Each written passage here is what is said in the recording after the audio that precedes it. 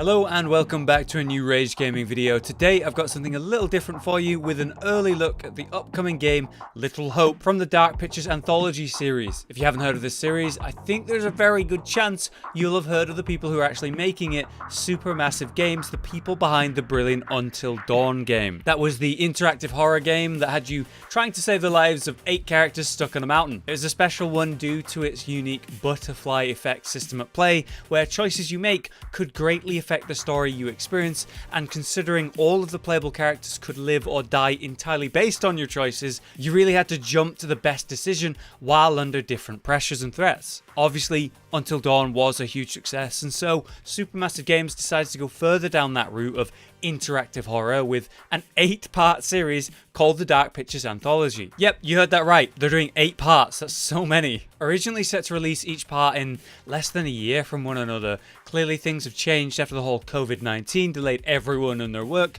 which is pretty understandable. However, we're on the way to the release here of Little Hope, which is actually the second release in this series and takes place in its own story, separate to the first game, Man of Medan. And so with that, thank you to Bandai Namco for this early demo to try, and here is my first impressions of Little Hope. The demo dropped me straight into the game, somewhere after the opening events of the story, but here's the context for what's happening here. The 5 characters we can play as are trapped in a sort of deserted town, and they're trying to work out, hey, what's happened here, and also, how do we get out? It's a small group of students and their professor from college who became stranded in this strange town after a bus crash. This town just so happens to have a long history connected to witch hunting hundreds of years ago, and as this group begins to explore the town, they suddenly witness the trials and executions of characters who look just like them. This has us jumping between 2 timelines of present and past, with a lot of strange occurrences that are very supernatural in nature. This game was heavily inspired by films and stories like The Blair Witch Project, Hellraiser and The Omen, and they do capture that feeling of suspense without relying entirely on dumb jump scares.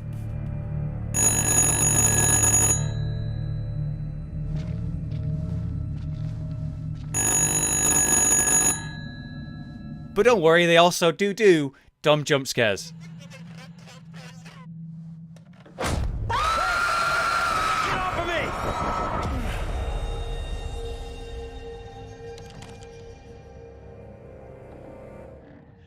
As mentioned, there's 5 characters that we're playing as here, swapping between them where relevant, or even choosing who to go with in some cases. The professor, for example, is trying desperately to keep a handle on things and be the leader of the group, while he's actually a bit of a coward in reality. But the lead character, Andrew, who you can clearly see is played by Will Poulter because they captured him absolutely perfectly in the game. He's been incredible in every film I've seen him in lately, especially I loved him in Revenant, but this is no exception. He's doing a great job. All of the characters are, actually. Whether it's their voice work or the expressions of the characters, it's so top quality. Which brings us to the visuals, because yeah, it's really good. The detail of the faces to show their feelings, expressions, so good. My computer was pushing itself to even play this game on the highest settings. I mean, just look at how good it looks during a simple conversation. Something up?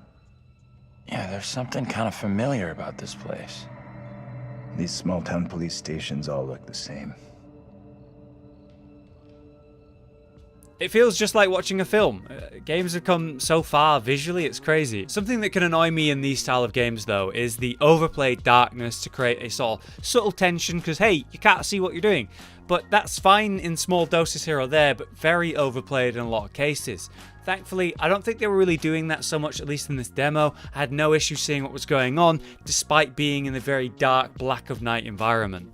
At one point they make use of an intense fog where all the characters fade away and your vision is very obscured. But this is very intentional compared to annoyingly dark. You'll actually see with the camera by default is almost a sort of original Resident Evil style with lots of preset camera angles for you to move around in. But thankfully you can turn the camera anytime to your preferences, which is nice because I think the default camera angles are a bit awkward at the best of times. Like I couldn't help but walk into desk corners or awkwardly slide slide into doorways because I couldn't quite see where I was going on the default cameras. And even more important to me than visuals in many cases is the sound design. Especially in a horror game, this is everything. In most of anything, in fact. Films, games, TV series, the music or the subtle sounds that play at different moments entirely affect mood and atmosphere. And I'm sure to no one's surprise, Supermassive know what they're doing with this kind of stuff. It's those tense moments where so many sounds are playing, building the drama and the suspense.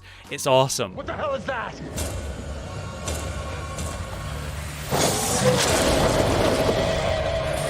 What is that thing? Get away from it! Run! Get the hell out of there! Look out! Shit! Don't leave me behind! Hey! Give me a hand here! Hold on, hold on! So you might have seen during all of this that, I don't know, talking about gameplay in this video is going to be awkward. These games aren't exactly your usual experience or style, right? You move around the world, you'll find secrets that might have relevant hints to the story or give you context for what's going on. You'll make those choices that often have huge implications on the story, literally resulting in the death or survival of characters at times, or smaller ones like who is actually listening to the phone. If it isn't you, you don't really hear what's going on and you have to sit and listen and make choices in respect to that. It's really cool that something so small as that can affect your experience. And yeah, there's quick time events in which you need to press the right button or mash the correct button quick enough, but as far as gameplay goes, it's a bit bare bones and standard. This is more of an interactive story than a game to me. Finally though, let's just talk about some extra details about the game. There is a pretty cool multiplayer mode in place here with this series, unlike Until Dawn, where here you have two modes. You have the shared story, which allows you to play at the same time online with a friend, or movie night, which lets up to 5 players select a character and then just pass the controller around whenever it's their character's turn. I do want to mention you can play the game on controller or mouse and keyboard, but damn, in this demo, it was completely unplayable with mouse and keyboard. So awkward with the turning of the character, and there's some serious lag on inputs. Clearly though, this aspect was unfinished in this demo because they heavily encourage you to use the controller. As I mentioned though, I didn't quite like the camera angles. They definitely felt awkward and restrictive. I'd love to see them ease up a bit on that in full release, maybe pulling them back a bit or letting you move the camera a bit easier yourself. And finally, the game releases soon. It's late October on the 30th, so the release is not far away now. But there you have it. Just some of my first impressions from my short hands-on with the game. The demo itself was about 30 minutes long, but I have to admit, though these games aren't normally my thing, I was definitely interested by the story and the characters, and because the quality was just so high,